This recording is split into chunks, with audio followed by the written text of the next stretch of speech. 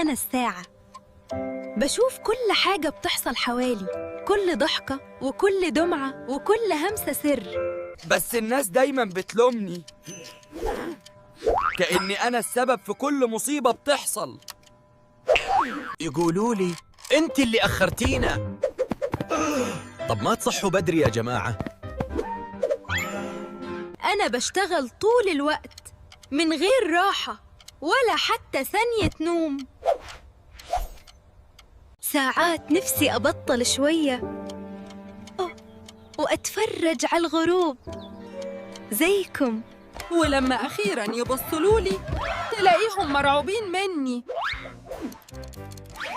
ليه كده؟ أنا مش ضدكم، أنا بس بفكركم إن الحياة لسه ماشية. ولما تبصولي المرة الجاية ابتسم.